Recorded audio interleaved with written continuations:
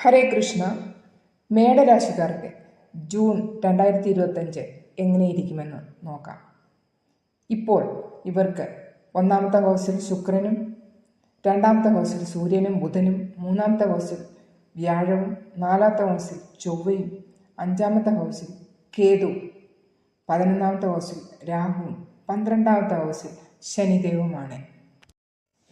Already 18 മേയ്ക്ക് രാഹുവും കേതുവും സ്ഥാനപരിവർത്തനം ചെയ്തു കഴിഞ്ഞു. ഈ മാസം ബുധനും ചൊവ്വയും സൂര്യനും സ്ഥാനപരിവർത്തനം ചെയ്യാൻ പോകുന്നു.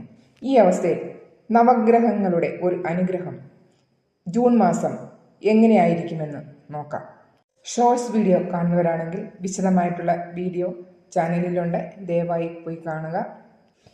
ഈ മാസത്തിൽ ജൂൺ 2025 നിങ്ങളുടെ health, education, love relation, married life എങ്ങനെയിരിക്കുമെന്നും നിങ്ങൾക്ക് എന്തെല്ലാം ഉപായങ്ങളാണ് ചെയ്യേണ്ടതെന്നും അറിയാം.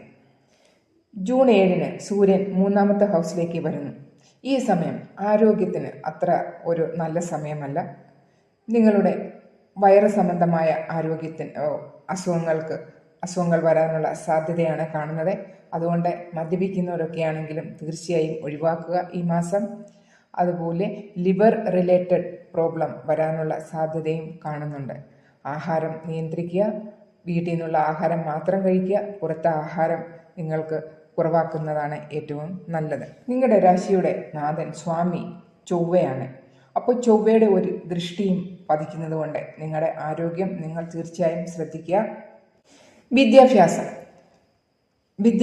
എന്ന് പറഞ്ഞാൽ 5 കേതുവാണ് വരുന്നത്. 18 മേയ്ക്ക് കേതു നിങ്ങളുടെ 5th ഹൗസിൽ വന്നിരിക്കുന്നു. ഇത് 1-2 മാസത്തേക്കല്ല, 1.5 വർഷത്തേക്കാണ് ഇവിടെ ഇരിക്കാൻ പോകുന്നത്. അപ്പോൾ കേതു എന്ന് പറയുന്നത് മൈൻഡ്ലെസ് പ്ലാനറ്റ്, ഷാഡോ പ്ലാനറ്റ് ആണ്. അപ്പോൾ നിലവിലുള്ള വിദ്യാഭ്യാസത്തിൽ നിന്നും ഒരു ചേഞ്ച് വരാനുള്ള സാധ്യതയാണ് കാണുന്നത്. നിങ്ങളുടെ കോളേജോ സ്കൂളൊക്കെ ചേഞ്ച് ചെയ്യാനുള്ള ഒരു സാധ്യതയുണ്ട്. തീർച്ചയായിട്ടും ഈ 1.5 വർഷത്തിനകം നിങ്ങളുടെ വിദ്യാഭ്യാസത്തിൽ ഒരു പരിവർത്തനം തീർച്ചയായിട്ടും ഉണ്ടാകും. അത് നിങ്ങൾ ശ്രദ്ധിച്ചു വേണം എല്ലാം ചെയ്യാൻ. നിങ്ങളുടെ ലവ് റിലേഷനൊക്കെ നോക്കുന്നതും 5ാമത്തെ ഹൗസ് തന്നെയാണ്. അപ്പോൾ 7 ജൂണിന് ശേഷം ഈ ഒരു മാറ്റം നിങ്ങളുടെയൊക്കെ നല്ല രീതിയിലായിരിക്കും. കഴിഞ്ഞ കാലങ്ങളിൽ നിങ്ങളുടെ ലവ് റിലേഷനിൽ എന്തെങ്കിലും പ്രോബ്ലം ഒക്കെ നടക്കുന്നവരാണെങ്കിൽ അതിപ്പോഴേക്കും 7 ജൂണിന് ശേഷം അത് മാറിക്കിട്ടാനും ഉള്ള സാധ്യത കൂടുതലാണ് കാണുന്നത്. ദാമ്പത്യ ജീവിതം 7ാം ഹൗസ് ശുക്രനാണ് അവിടെ. വ്യാഴത്തിന്റെ ദൃഷ്ടി ഉള്ളതുകൊണ്ട് ശുക്രൻ